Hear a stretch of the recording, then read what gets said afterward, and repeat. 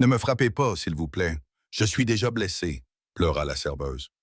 C'est alors que le PDG infiltré fit ceci. Et si un seul moment de cruauté pouvait devenir le catalyseur du plus beau changement dans la vie de quelqu'un, Julia appuya son dos contre le mur de briques froid derrière le restaurant Tony's, son uniforme encore humide à cause du café qu'un client avait délibérément renversé sur elle quelques minutes auparavant. À 34 ans, elle s'était habituée au bleu invisible, ceux causés par le fait d'avoir 3 emplois pour nourrir et loger son fils de 8 ans. Ses mains tremblaient tandis qu'elle essuyait ses larmes, non pas à cause des brûlures sur son bras, mais à cause des derniers mots du client. Si tu n'étais pas aussi maladroite, tu ne serais peut-être pas obligé de servir des gens comme moi. Elle ne savait pas qu'à l'intérieur du restaurant, un homme vêtu d'un jean délavé et d'une simple chemise boutonnée avait tout vu. David Chen, dont la fortune dépassait celle de la plupart des petits pays, était assis tranquillement dans un coin. Mais ce qu'il venait de voir lui serra le cœur d'une manière qu'il n'avait pas ressentie depuis des années. D'où regardes-tu ce soir? Julia travaillait au restaurant Tony's depuis 8 mois, depuis que l'usine où elle avait assemblé des pièces automobiles pendant 6 ans avait fermé. Son salaire couvrait à peine le loyer du petit appartement qu'elle partageait avec son fils. Mais c'était un travail honnête et elle y avait appris depuis longtemps à trouver de la dignité dans tout travail qui leur permettait de manger. La plupart des clients étaient injectés, des camionneurs fatigués qui laissaient des pourboires décents, des couples âgés qui souriaient lorsqu'elle leur resservait du café. Mais ces derniers temps, il y en avait eu d'autres, plus difficiles, qui semblaient prendre plaisir à lui rappeler sa place. David avait commencé à fréquenter le restaurant 3 semaines auparavant, commandant toujours la même chose, un café noir et la tarte du jour. Il s'habillait simplement, conduisait un vieux pick-up et parlait doucement lorsqu'il passait sa commande. Julia l'avait pris pour un autre travailleur, peut-être un entrepreneur ou un mécanicien, quelqu'un qui comprenait la valeur $1. Elle avait remarqué ses mains calleuses, sa façon de toujours dire « s'il vous plaît » et « merci », et de laisser discrètement un billet de $20 pour un repas à $12. Ce que Julia ignorait, c'est que David fréquentait les cafés et les restaurants à travers le pays depuis des mois. Non pas en tant que PDG de Chen Industries, mais en tant qu'homme cherchant à comprendre les entreprises qu'il envisageait d'acquérir. Sa société était spécialisée dans la transformation d'établissements en difficulté en centres communautaires florissants. Mais il avait appris que les feuilles de calcul ne pouvaient pas lui dire ce qu'il avait vraiment besoin de savoir sur un endroit. Il devait le ressentir. Voir comment les gens se traitaient les uns les autres lorsqu'ils pensaient que personne d'important ne les observait. Le client qui avait humilié Julia était un habitué, un homme nommé Frank, qui semblait prendre plaisir à mettre le personnel mal à l'aise. David avait observé ce comportement pendant des semaines. Les boissons renversées délibérément, les commentaires sarcastiques sur l'apparence de Julia, la façon dont Frank laissait la pointe, sans pourboire, après lui avoir fait nettoyer les dégâts qu'il avait créés exprès. Chaque incident avait fait serrer un peu plus les mâchoires de David. Mais ce soir-là, la limite avait été franchie. Or que Julia rentrait à l'intérieur, essayant de se ressaisir, Frank faisait déjà signe avec impatience pour avoir plus de café. « Dépêche-toi » cria-t-il, « et essaie de ne pas le renverser cette fois. » Les quelques autres clients du restaurant semblaient mal à l'aise, mais personne ne dit rien. C'est alors que David se leva tranquillement de sa banquette dans le coin, sa décision déjà prise. David marcha lentement vers la table de Frank, d'un pas délibéré et calme. Julia s'approchait déjà avec une cafetière, les épaules tendues par l'anxiété. Frank leva les yeux vers David avec agacement. « Qu'est-ce que tu veux? J'essaie d'être servi ici. » « Je vous observe depuis un moment, » dit David calmement, sa voix empreinte d'une force qui fit taire tout le restaurant. « Depuis des semaines, je vous observe traiter cette femme avec un manque de respect total. » Son ton n'était pas colérique. C'était quelque chose de plus profond. Le genre de déception contrôlée qui transperçait le bruit mieux que n'importe quel cri. Le visage de Frank se crispa. « Occupe-toi de tes affaires, mon pote. Si elle n'est pas capable de faire son travail, elle n'a qu'à en chercher un autre. » Il se tourna vers Julia, qui était figée avec la cafetière. « Alors, tu vas servir ou pas? » Les mains de Julia tremblaient lorsqu'elle commença à incliner la cafetière. Elle avait enduré ce traitement parce qu'elle avait désespérément besoin de ce travail. L'école de son fils lui avait envoyé hier un autre avis concernant les frais de cantine impayés. La facture d'électricité était en retard. Elle ne pouvait pas se permettre de perdre ne serait-ce qu'une journée de salaire. Mais alors qu'elle commençait à verser, David posa doucement sa main sur la tasse. Non, dit-il simplement. Julia, tu n'as pas à servir quelqu'un qui te traite comme si tu n'étais pas humaine. Il regarda Frank droit dans les yeux. Et tu dois comprendre quelque chose. Chaque personne dans ce restaurant a une histoire, a des gens qui l'aiment, a des rêves et des difficultés, tout comme vous. La différence, c'est que la plupart d'entre nous n'utilisons pas notre souffrance comme excuse pour faire du mal aux autres.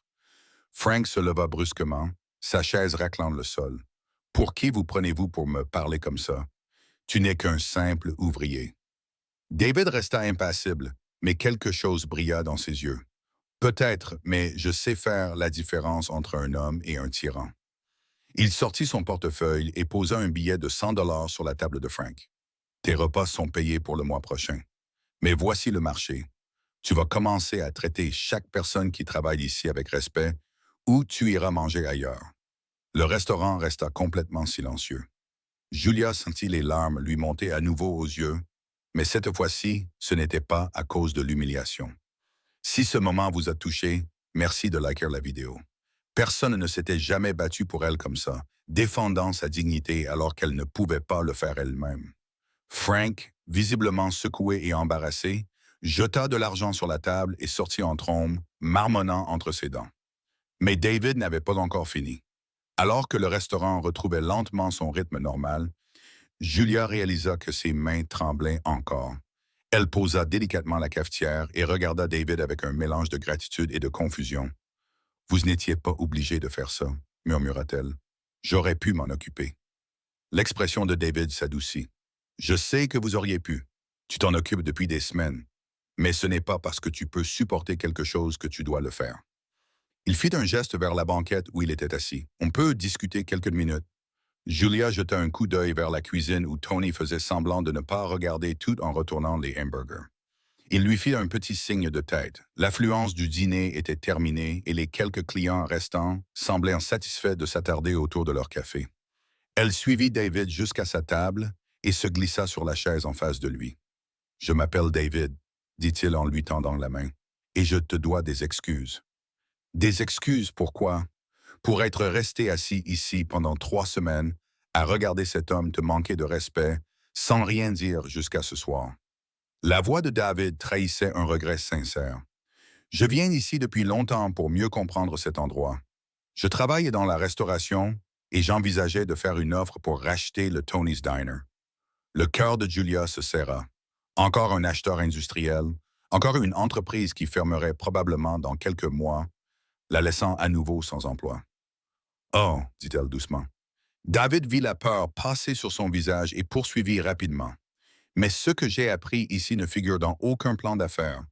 Je vous ai vu travailler 3/4 de travail différents, remplacer d'autres employés lorsqu'ils étaient malades et traiter chaque client avec gentillesse, même lorsqu'ils ne le méritaient pas.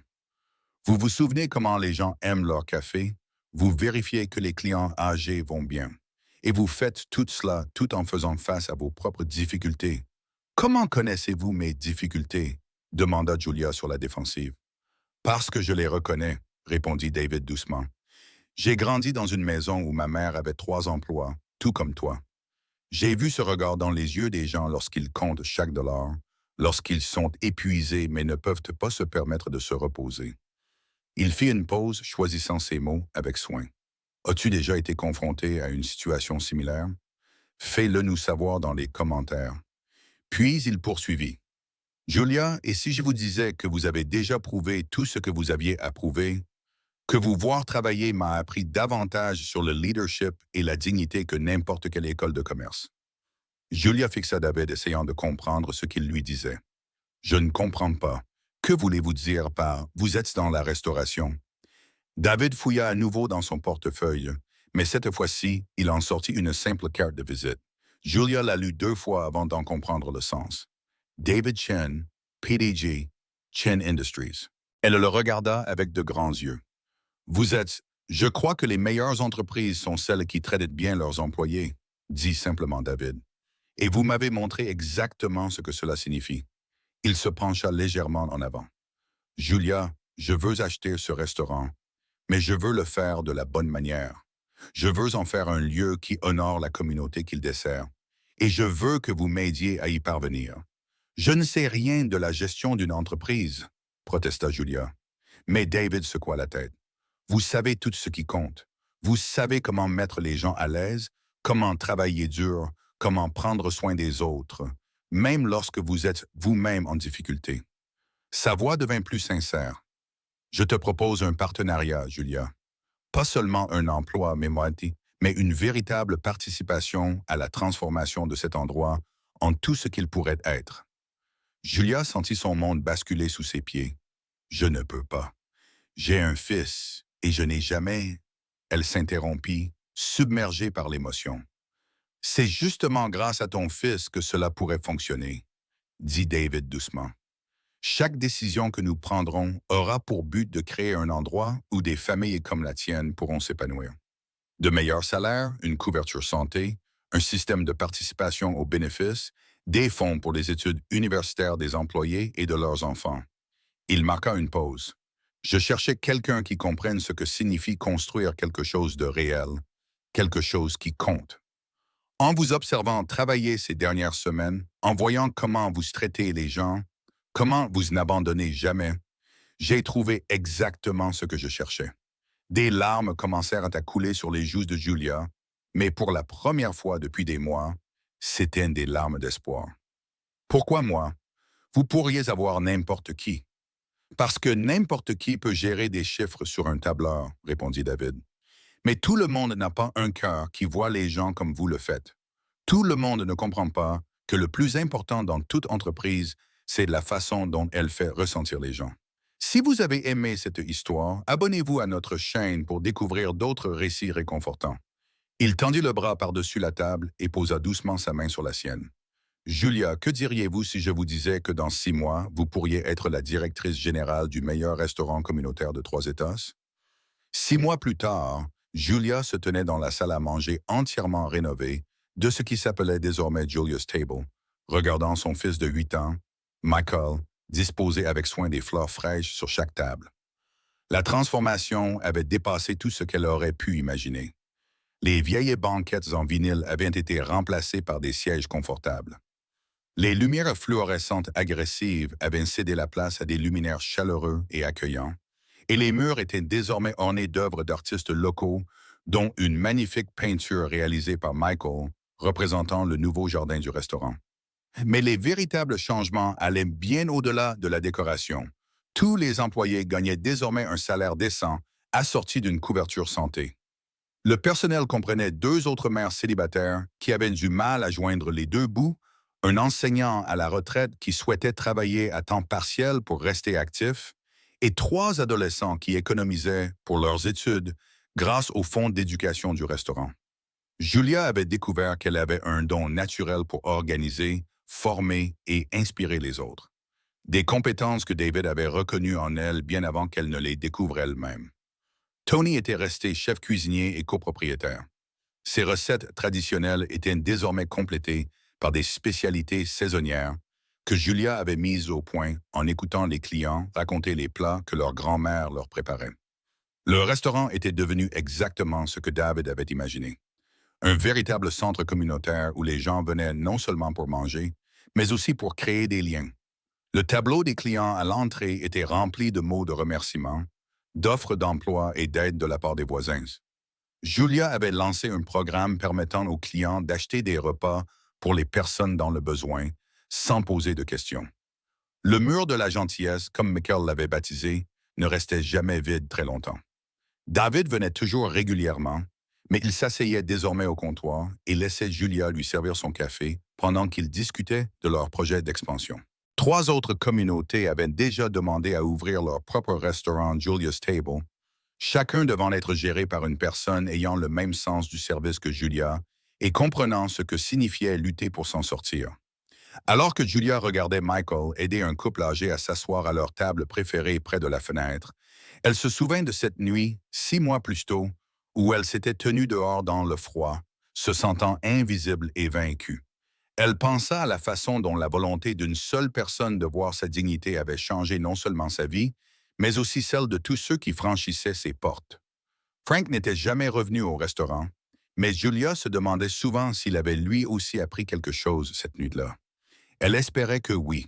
Elle avait découvert que porter en soi du ressentiment était un fardeau trop lourd à porter, alors qu'il y avait tant de joie à trouver dans la construction de quelque chose de beau.